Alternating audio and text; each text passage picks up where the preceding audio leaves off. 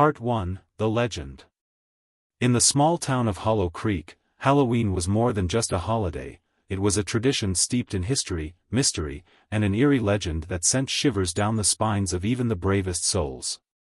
Every year, as October 31st approached, the townspeople would share stories of a haunted figure known as the Harbinger, said to appear on Halloween night to claim the unwary. According to the legend, anyone who heard the Harbinger's scream would be marked for doom, destined to face their worst fears. The origins of the Harbinger were a tapestry woven with tragedy. Decades ago, a young girl named Elara was said to have lived in Hollow Creek. She was different, her laughter could light up the darkest corners, but her heart carried a sorrow that no one could understand. On a fateful Halloween night, she disappeared, leaving behind only echoes of her laughter. Some claimed she had been taken by the forest that bordered the town, while others whispered that she had been lost to a darkness deeper than any woods could contain. As time passed, children began to go missing every Halloween, and with each disappearance, the tale of the Harbinger grew. On the night of the disappearance, it was said that Elara's scream could be heard throughout the town, a haunting wail that resonated with the very essence of fear. Those who heard it never returned. Part 2, The Group. This Halloween, a group of friends, Emma, Jake, Mia, and Ryan, decided to challenge the legend. The four of them were inseparable, bound by a shared love for adventure and a penchant for the paranormal. They'd spent countless nights sharing ghost stories and daring each other to explore the darker corners of their town. But this year, they wanted to do something different. They wanted to confront the Harbinger. "Are you guys really up for this?" Emma asked, her eyes sparkling with a mix of excitement and fear as they gathered in her living room, decorated with fake cobwebs and flickering jack-o'-lanterns. "Come on, Emma. We can't let some silly legend scare us off," Ryan said, leaning back on the couch, his bravado masking the nervousness that flickered in his eyes. "We'll go to the woods, find where Elara disappeared, and see if we can capture any evidence," Jake added, his camera ready to document their journey. Mia, the most skeptical of the group, raised an eyebrow. "What if we really do hear the Harbinger? You know the stories are based on something real. That's what makes it fun." Ryan shot back. "Besides, we'll be together. Nothing can happen to us." As night fell, the friends made their way into the woods, armed with flashlights, snacks, and a healthy dose of adrenaline. The moon hung high, casting an ethereal glow over the trees, which swayed gently in the chilling autumn breeze. Part 3, Into the Woods. The forest was alive with sounds, rustling leaves, distant hoots of owls, and the occasional snap of twigs underfoot. They ventured deeper, following a narrow path that seemed to twist and turn like a living creature. Laughter echoed through the trees, but with each step, it grew quieter, replaced by an oppressive silence that wrapped around them like a shroud. "Are we even going the right way?" Mia asked, glancing nervously at the dark silhouettes of the trees looming overhead. "According to the map, we should be close to the clearing where she was last seen," Jake replied, holding the flashlight high, its beam slicing through the darkness. "Just a little further." Suddenly, a gust of wind swept through the clearing, making the branches creak ominously. The friends exchanged nervous glances, their earlier bravado wavering.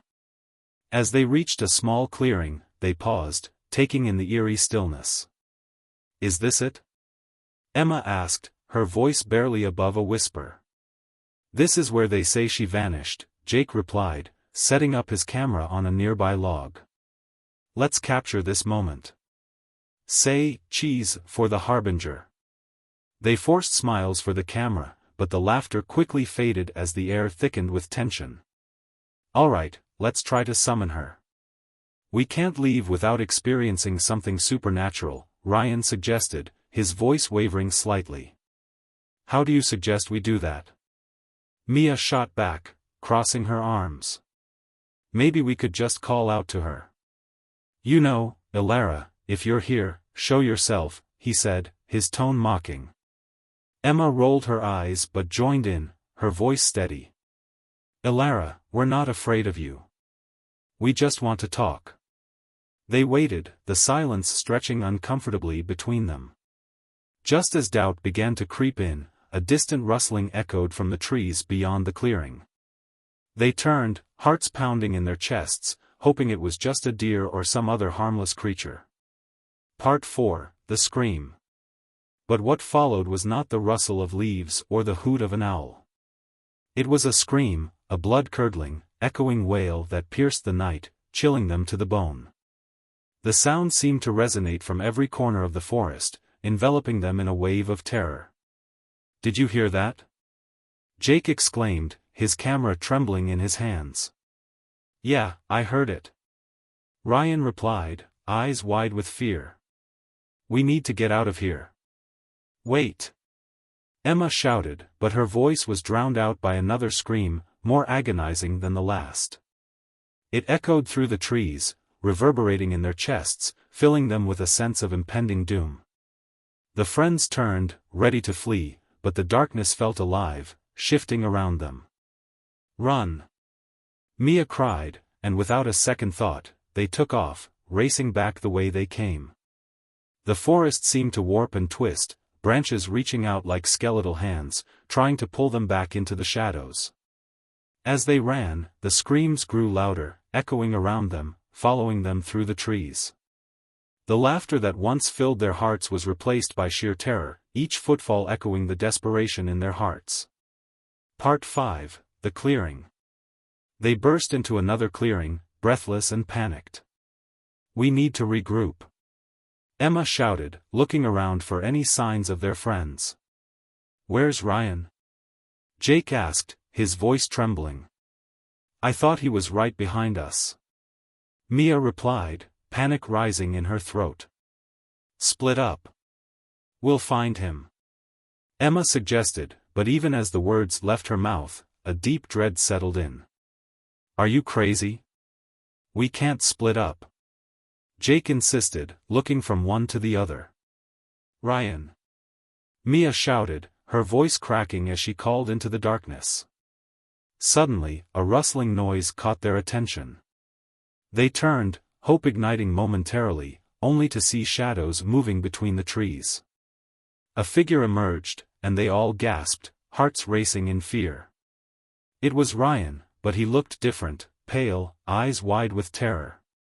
"Guys, we need to go. Now." "What happened?" Emma asked, her voice shaking. I saw her." "Elara," Ryan stammered, backing away from the woods. "She was there. I swear." "What do you mean? What did she look like?" Jake pressed, his heart pounding. She looked lost. But there was something wrong.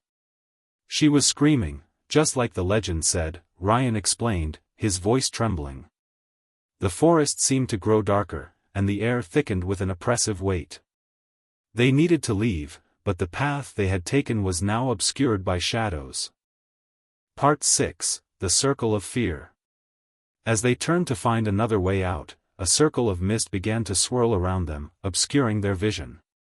Panic set in as they realized they were surrounded by the trees that had come alive, whispering secrets that chilled their bones. "Is this a joke?" Jake yelled, voice cracking. "We have to find a way out." The whispers grew louder, an eerie chorus of lost voices. Join us," they beckoned, echoing with a haunting familiarity. Mia clutched Emma's arm tightly, eyes darting around the darkness. "What do they want?" "Freedom," a voice whispered, barely audible over the cacophony. "What?"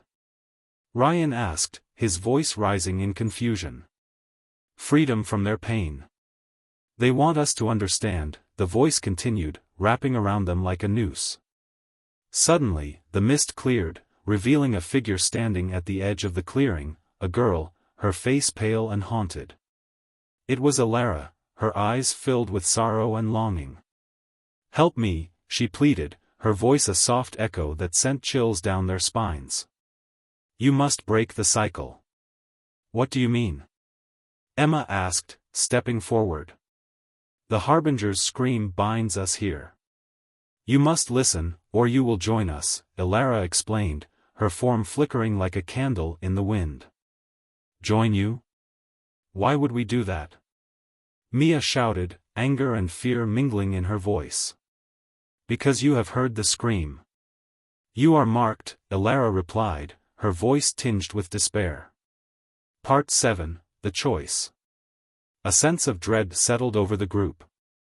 They had come seeking adventure, but now they faced a choice that could alter their very souls.